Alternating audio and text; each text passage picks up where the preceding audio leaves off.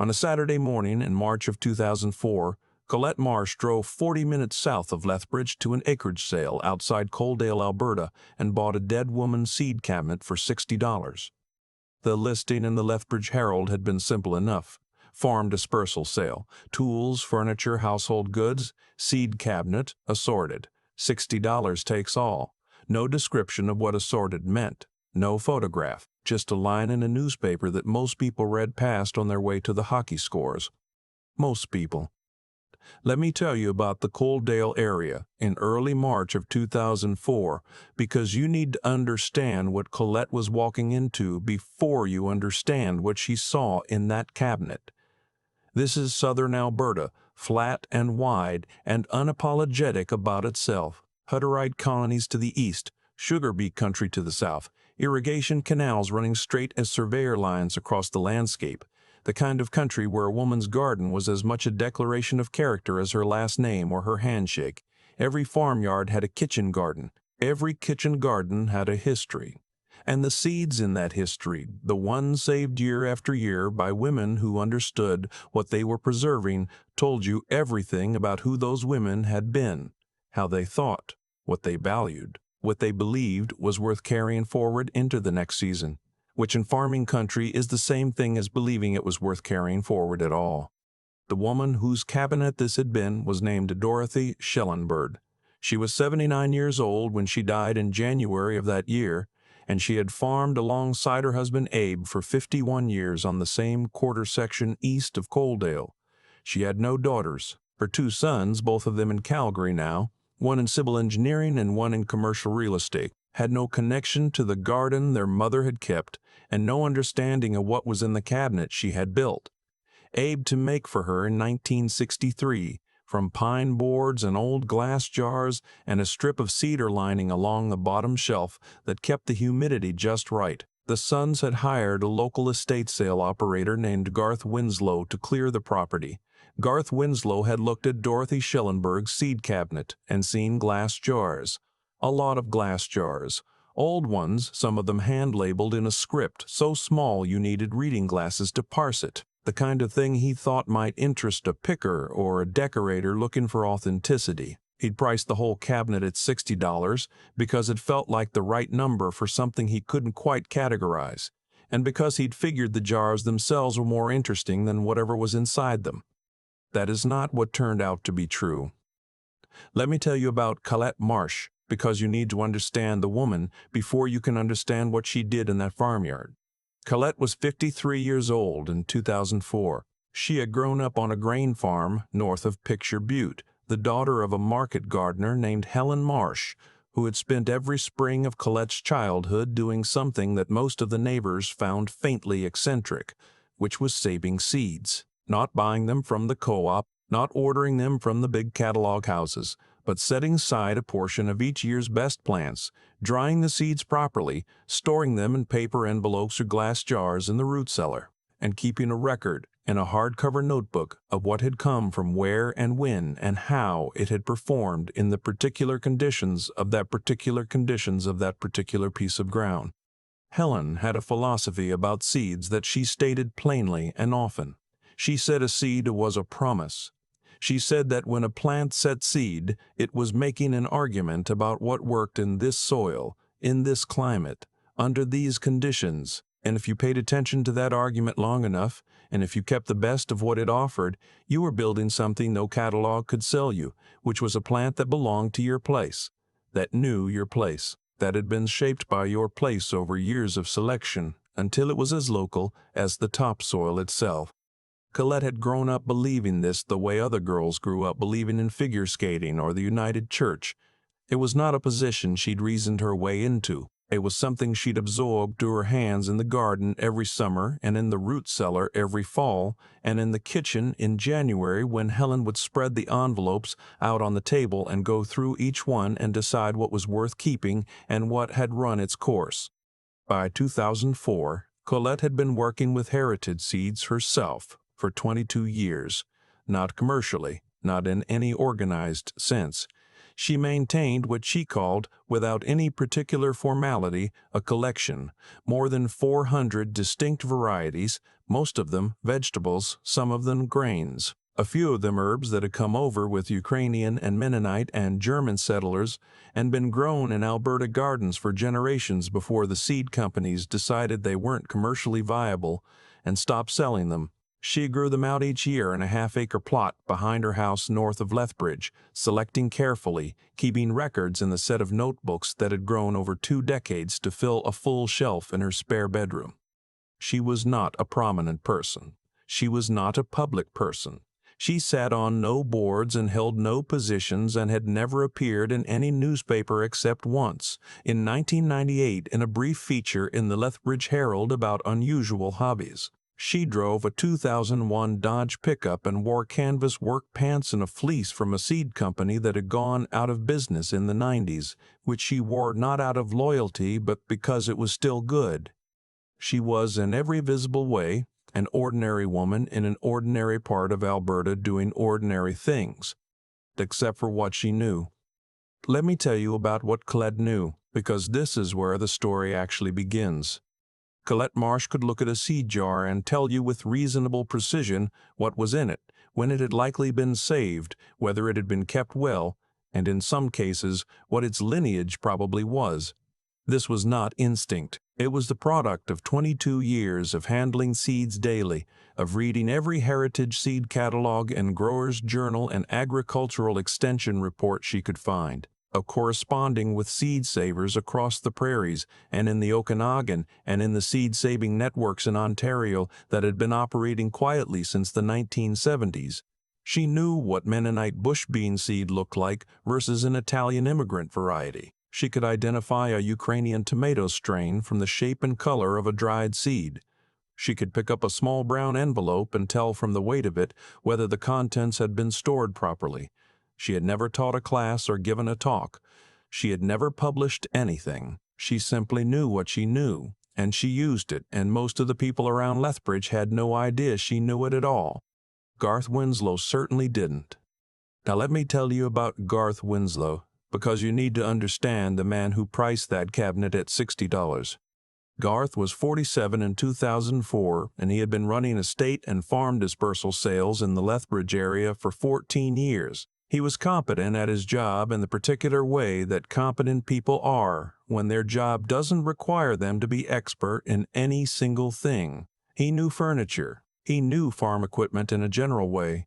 He knew what kitchen goods were worth because he moved a lot of kitchen goods and the prices were consistent. He was confident in his assessments, and he drove a clean Ford Expedition and kept his records in a 3-ring binder and had the manner of a man who had seen everything, which is a manner that can be mistaken for expertise if you don't look at it carefully. He had opened Dorothy Schellenberg's seed cabinet for approximately 5 minutes before pricing it. He'd seen rows of glass jars with handwritten labels. He'd seen paper envelopes arranged in wooden racks. He'd seen a small hardcover notebook with a cracked spine tucked along the side. He'd seen the cedar strip along the bottom shelf and thought it was a nice old piece of joinery, but hadn't thought further about why it was there. $60 had felt right. It was the kind of price that moves something without making the seller feel the thing was given away. Colette had read the Herald listing on a Thursday evening. She had read it twice. Then she had set it down and gone into her spare bedroom and stood in front of her notebooks for a moment without touching anything. Then she had come back to the kitchen and called her friend Petra Stoke, who was the only other person in the district who might have followed her thinking, and read the listing to her over the phone. Petra said, "Schellenberg. Dorothy Schellenberg?"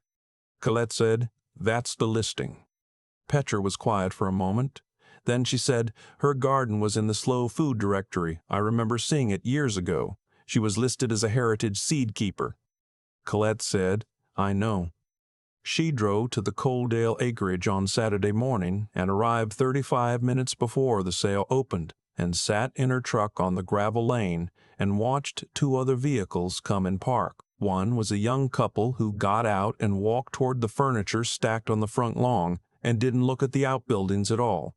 The other was a man in a work vest who appeared interested in the machinery. Neither of them went near the small shed attached to the north side of the house where the cabinet had been listed.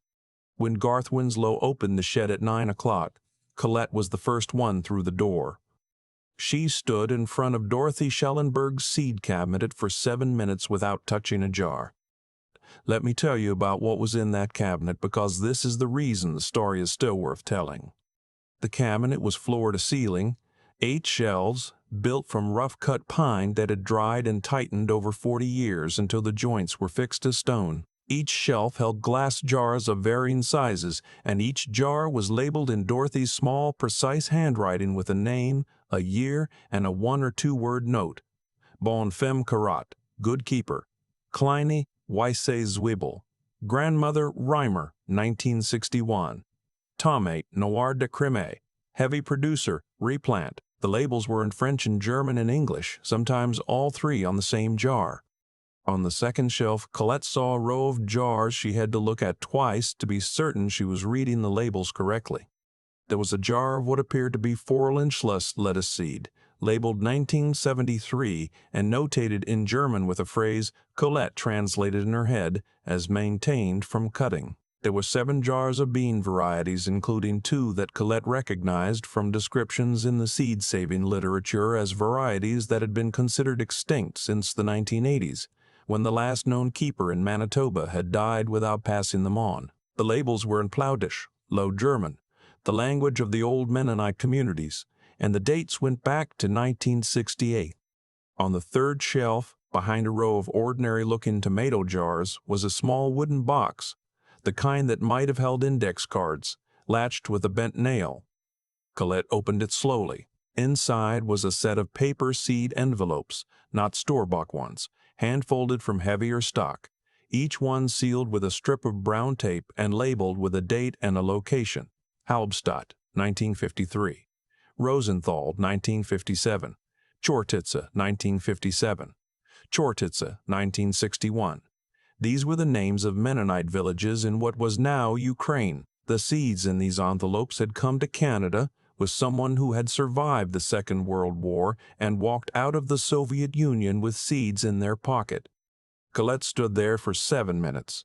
Then she walked to the folding table where Garth Winslow was standing with his binder, and she said, "I'll take the seed cabinet."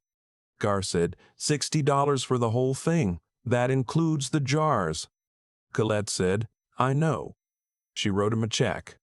She spent 4 hours emptying the cabinet and moving it to her truck with the care she would have given to anything irreplaceable, wrapping the jars in towels she brought, layering them in cardboard boxes, keeping each shelf's worth together so the system Dorothy had built remained legible, the notebook she carried separately in her hands, the whole way to the truck.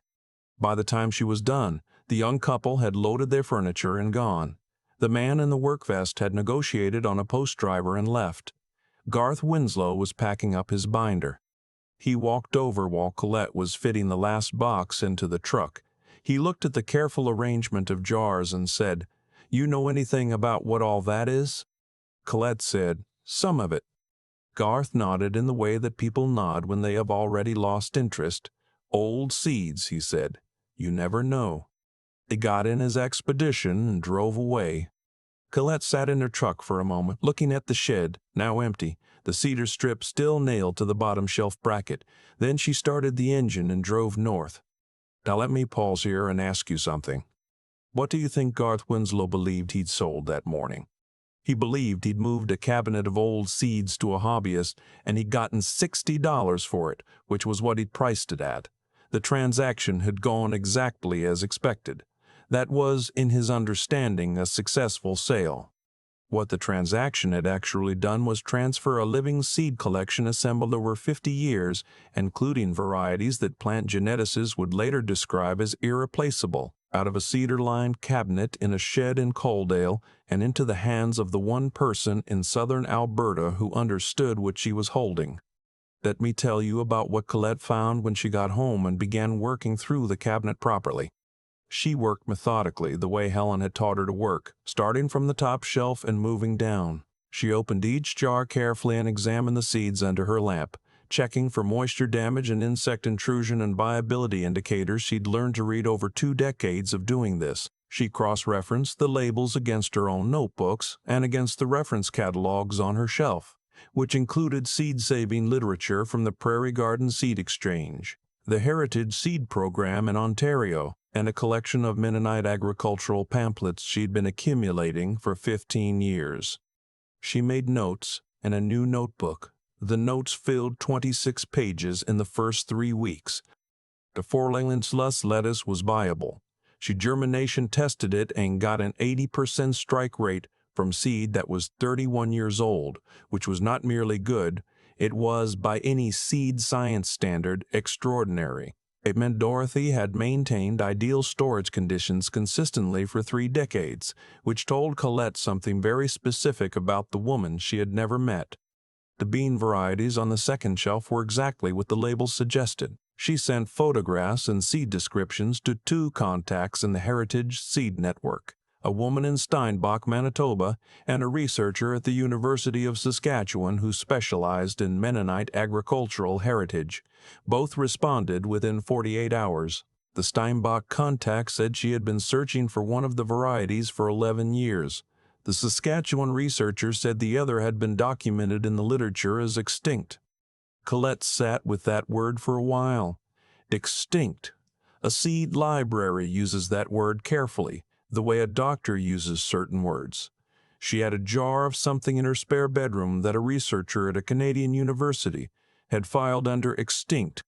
The hand-folded envelopes from the wooden box were the pieces she spent the most time with. She did not rush the germination test. She prepared the soil trays herself from her own compost and set them in her greenhouse, maintaining temperature and humidity logs. The seeds from Hallstatt and Rosenthal and Chortitza were, after 50 years of Canadian winters and prairie summers, still alive. Not all of them, but enough. She sat in her kitchen one evening in April with a cup of tea and thought about the woman who had brought those seeds from Ukraine in 1953, or thereabouts, and about what it had meant to carry a seed across a border, and to grow it out each year in a new country, and to save from it every fall, and to label the jars in the language of a village that no longer existed in the form she had known it. And she thought about Dorothy Schellenberg, who had received those seeds from that woman, maybe as a gift, maybe as a trade, and had understood what they were and had kept them properly for another 50 years, and had died without anyone in her family knowing any of it. She thought about Helen's idea of a seed as a promise. She thought about what it meant to make a promise that carefully, across that many years, and then have no one left to collect it. The appraised value of the collection Colette had purchased for $60 was, by the conservative estimate she assembled over 4 months of research, correspondence, and consultation with 3 specialists in heritage seed preservation, somewhere between $15,000 and $22,000. In terms of comparable sales through specialty seed auction networks and heritage variety licensing. More important than that dollar figure, and Colette knew this clearly, was the ecological and cultural value that did not translate into dollars at all. You cannot price a seed that was last grown in a village that no longer exists. The price is a placeholder for something that markets are not equipped to measure. Now let me tell you about what Colette did with this, because this is the part that most people get wrong when they hear the story. She did not sell the collection, not any of it, immediately. What she did over the following 2 growing seasons was grow every variety out, every single one. She needed to know what was still viable, what had changed in its adaptation to Canadian conditions over multiple generations, and what needed the most urgent multiplication to bring it back from the edge. She kept the bean varieties that the Manitoba contact had been searching for. She kept the Ukrainian envelopes. She kept the Forellenschluss, which he had been growing a German landrace version of for years, and which Dorothy's strain turned out to perform differently than hers in ways that were interesting and worth preserving separately. What she did share, without selling, was the duplicates. When she had multiplied a variety far enough to have abundance, she sent portions to the Prairie Garden Seed Exchange, to the Saskatchewan Seed Bank, to the Steinbach woman who had spent 11 years looking for the bean. She sent them with notes, carefully written, about their provenance, what Dorothy's labels had said, what she had observed in their performance in her own soil. She told her neighbor Petra about it eventually, not the full inventory, but the broad shape of it, over coffee on a Wednesday afternoon in early fall. Petra listened without interrupting, which was not her usual manner, and at the end said, "What did Winslow say when he found out?" Colette said, "I don't know that he found out." Petra said, "You think he'd want to know?" Colette thought about it for a long moment. "I think he'd want to have priced it differently," she said. "I don't know that he'd want to understand why he couldn't." Garth Winslow did find out. It was the following winter, at a farm equipment auction in Tabor, where someone who knew someone had heard pieces of the story through the seed exchange network and introduced the subject with the casual cheerfulness that people use when they know they're handing someone an uncomfortable thing. Garth heard the rough outline of what Dorothy Schellenberg's collection had contained and what Colette had paid for it. His expression went through several things before settling into something that was working to appear neutral. He looked at Colette, who was standing near the coffee table, and said, "You knew what was in those jars when you came out." Colette said, "I had a pretty good idea." Garth said, "You should have said something." Colette looked at him steadily. "You priced it," she said. "That was your job. I paid the price. That was mine." Garth Winslow didn't have an answer for that. He stood there for a moment and then walked toward the equipment line, and Colette watched him go, and then went back to looking at the seed drill she'd come to consider. Now let me pause here, because this is the moment the story turns on, and it is worth pausing. Was Colette wrong? She had paid the asking price. She had not deceived anyone. She had not misrepresented herself or the collection or the transaction. She had simply known something that Garth Winslow did not know and had acted on that knowledge, which is what knowledge is for. The estate sales system in every province in this country operates on the understanding that the seller prices what they have and the buyer decides whether to pay it. Both parties are responsible for knowing what they are dealing with. Colette had fulfilled her half of that equation with extraordinary care. Garth had fulfilled his with a 5-minute look and a number that felt right. The question the story asks is not whether Colette was wrong. The question is what it means that the same cabinet of seeds could be worth $60 to one person and $20,000 to another, and what that gap represents, and who bears responsibility for it. Colette's answer, which she never stated directly but which her subsequent actions made plain, was that the gap was knowledge. That knowledge was the product of a lifetime of deliberate attention paid to things that most people had decided were not worth paying attention to, and that the value of that attention was exactly the width of the gap, $60 to $20,000, on a Saturday morning in March in a shed in Coaldale. Let me tell you about what happened with Garth Winslow, because the story does not end at the coffee table in Tabor. It was the spring of 2006. Garth had been thinking on and off about the Schellenberg sale. He thought about it when he priced household goods. He thought about it when he looked at old mason jars at other properties and realized, for the first time, that he had no reliable way of knowing whether what was in them mattered. He had spent 20 years priced on the assumption that he could look at something and know what it was worth. The Schellenberg cabinet had inserted a doubt into that assumption that he found he could not simply ignore. He called Colette. He said he'd been thinking about the sale. She said she knew. He said, "There might be more out there. Properties I've moved through where I didn't know what I was looking at." She said, "That's very likely true." There was a pause. Then he said, "I'd like to know more about what I'm looking at, with this kind of thing." Colette said, "That's a different conversation.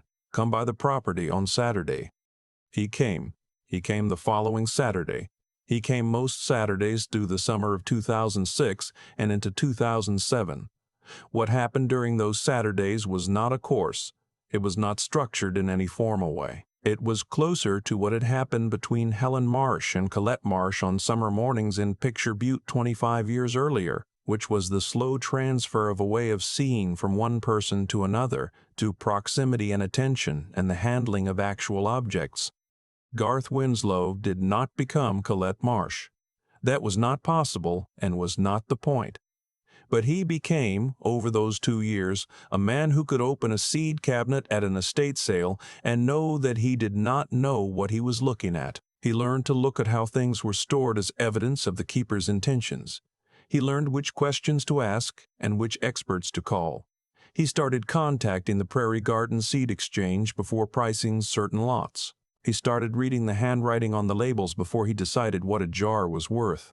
And in the spring of 2008, Garth called Colette about a property in the Pincher Creek area, a retired teacher who had died in February, unmarried, no children, a half-acre garden that had been mentioned in a local historical society publication about women homesteaders. He said he thought there might be something in the garden shed that she should look at before he priced it. Colette drove out on a Tuesday afternoon. The shed held a chest freezer with a broken lid and a set of metal trays inside it, and inside the trays, in mylar bags sealed with a heat iron, was a seed collection that someone had been maintaining with laboratory precision in conditions that approximated a proper seed bank. Colette stood in front of the open chest for 4 minutes. She called the University of Saskatchewan researcher from the parking lot. The collection was assessed by a team from the university over the following month. It contained 47 varieties that the seed science community had not previously documented, and 19 that had been considered regionally extinct. The family, a distant cousin in Medicine Hat, who had inherited the property, received an offer from the university's Heritage Seed Program for the collection that was substantially more than the acreage itself was listed for. Garth Winslow called Colette after it was settled and said, "You could have walked in there and bought that chest for whatever I priced it at." Colette said, "I know." Garth said, "Why didn't you?" Colette said, "Because that's not what I do." Garth said, "What do you do?" Colette was quiet for a moment. "I know what things are," she said. "That's different from taking advantage of people who don't know. Those are not the same thing." There was a silence on the line. Then Garth said, "I've been thinking about the Schellenberg sale." Colette said, "I know." Garth said, "You knew what was in that cabinet." Colette said, "I had a pretty good idea." Garth said, "Was that right?" Colette did not answer immediately. She sat with the question the way she sat with seeds she was trying to understand, turning it, looking at its edges, feeling for what was at its center. Then she said, "Dorothy Schellenberg kept those seeds for 50 years. She priced them at nothing, in the sense that she never tried to sell them, never tried to establish what they were worth in any market. I paid $60 because that was what they were offered at. The difference between what Garth Winslow knew they were worth and what they were actually worth is not my creation. It is the distance between his knowledge and mine. I don't know how to make that wrong without making knowledge itself wrong." Garth said, "I'd like to know more." Colette said, "You already do. Come by on Saturday." Let me tell you about the last thing that happened, because this is where the story finds its shape. It was September of 2013. Colette was 62 years old and had been maintaining her collection for 31 years. Her daughter, a woman named Blythe Marsh, who was 34 and had grown up in the garden the way Colette had grown up in Helen's, had been coming to estate sales with her mother for 6 years. Blythe was not a seed saver in the same way her mother was. She was a landscape architect in Lethbridge. But she understood seeds the way Colette understood them, which was as arguments about place, as evidence, as the physical record of someone's long attention to a particular piece of ground. They drove together to a property north of Clairsham. The sale had been flagged by Garth, who had built by then a reliable sense of when to call Colette and when he could handle a property himself. This one he had flagged. The property belonged to the estate of a Ukrainian-Canadian woman named Lesia Ostapenko, who had died at 88 and had been, according to the regional obituary, one of the last members of a women's agricultural cooperative that had operated in the Clairsham area from the 1930s to the late 1970s. The root cellar was locked. Garth had the key. Colette went in first. Blythe followed. They stood in the dark for a moment while Blythe found the pull cord for the overhead bulb. The shelves ran floor to ceiling on 3 walls. The jars were arranged by a system that Colette parsed within 2 minutes as organized by family, then by variety, then by year. The labels were in Ukrainian, then Ukrainian and English side by side, the English annotations getting more detail as the dates moved forward through the decades, as though someone had understood that the person who would eventually need to read them might not have the Ukrainian. Blythe said, "Mom?" Colette said, "I see it." Blythe said, "What do you want to do?" Colette said, "I want to buy what we can responsibly maintain, and I want to make sure the rest of it goes to the university program, and I want Garth to call me before he prices a single jar." She turned to look at her daughter in the low light of the cellar. She said, "And I want you to start keeping better records of your own observations, not just what I've taught you, what you see."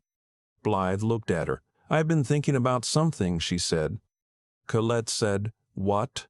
Blythe said, "Every year there are more of these properties. Women who kept seeds for 50, 60 years. Their families don't know what they have. The estate operators, even the good ones, even Garth, can't assess them. And the people who know what to look for are." She stopped. Colette said, "Getting older." Blythe said, "Yeah." Colette said, "What are you thinking?" Blythe said, "I'm thinking someone should write it down, properly, with photographs and provenance guides and identification keys, something an estate operator could use." There was a silence in the root cellar. Colette stood there looking at the shells. She thought about Helen spreading seed envelopes on the kitchen table in January. She thought about Dorothy Schellenberg's cedar-lined cabinet and the hand-folded envelopes from villages that no longer existed. She thought about the Pincher Creek chest freezer and the 47 undocumented varieties. She thought about what it meant to keep a promise that carefully for that many years and have no language available to the people who came after you for understanding what you had kept. She said, "You'd need access to the Heritage Network and to the university collections for cross-referencing." Blythe said, "Garth has contacts across 3 provinces now."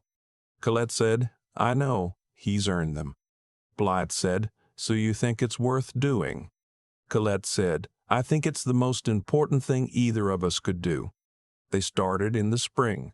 It took them 3 years, and the result was not a book in any commercial sense. It was a spiral-bound identification guide for seed collections at estate and farm dispersal sales distributed through the Prairie Garden Seed Exchange, the Heritage Seed programs at 2 universities, and the Alberta Association of Professional Auctioneers. It had no ISBN. It covered identification of common heritage varieties, storage condition assessment, provenance documentation, and a chapter Colette had written herself on the specific seed traditions of Ukrainian, Mennonite, and German-Russian immigrant communities in Western Canada, which was the chapter that got photocopied and passed around more than any other. Garth distributed it to every estate operator he knew in Alberta, Saskatchewan, and Manitoba. He sent a note with each copy that said simply that this was the guide he wished he'd had in 2004 and that it had been written by a woman who had spent her life knowing things that most people had not thought to learn, and that the least any of them could do was know enough to know what they didn't know. The guide is still in use. Blythe has updated it twice, adding sections on flower seed traditions and on the particular collections maintained by religious communities whose seed practices had been invisible to the broader heritage movement for decades. On the cover of the most recent edition, below the title, Blythe added a line. It reads, "For Dorothy Schellenberg, who kept the promises until someone came along who could keep them further."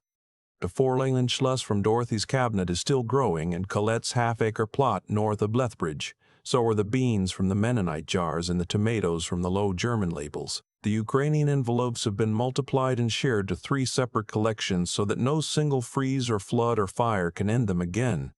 Blythe's daughter, who is 11 years old and who spent last summer in her grandmother's garden, learning to read seed labels the way Helen Marsh had taught Colette to read them 40 years ago, asked Colette recently what she thought the guide would look like in another 20 years. Colette said she didn't know.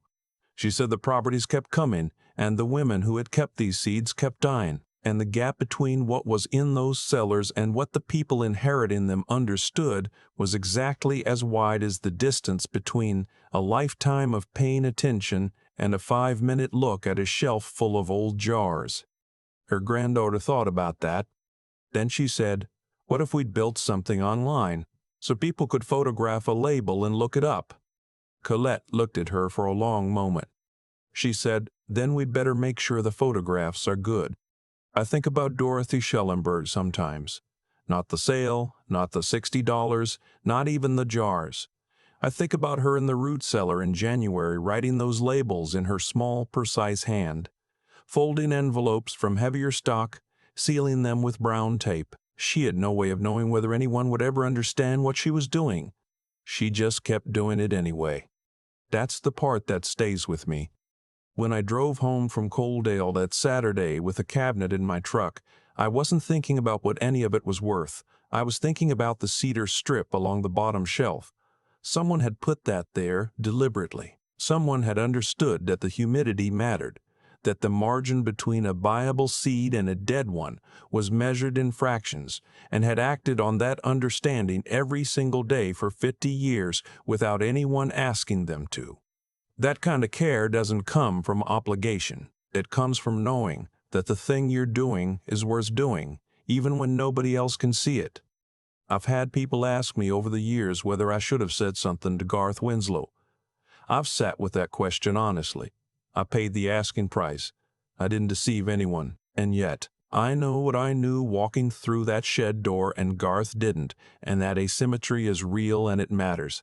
What I've come to believe is that the honest response to that asymmetry is not to pretend it doesn't exist. It's to spend the rest of your working life trying to close it, which is what the guide was, which is what those Saturday mornings with Garth were. You don't make things right by giving back what you've earned through decades of attention. You make things right by sharing the attention itself. Colette didn't become someone different after that sale. She was already who she was.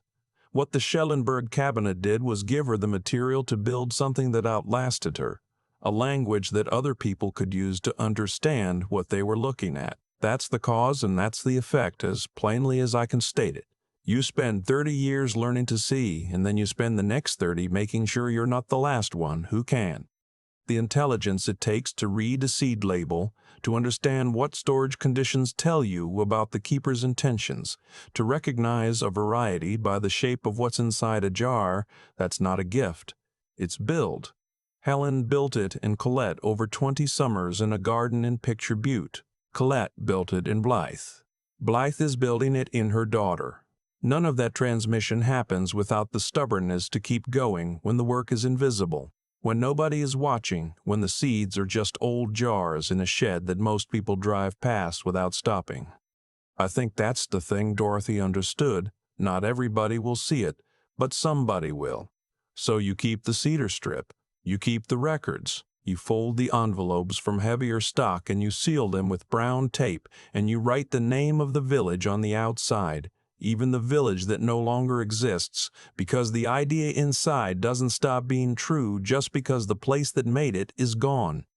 You keep it until someone comes along who knows what it is, and then you hope they're the kind of person who won't just keep it for themselves,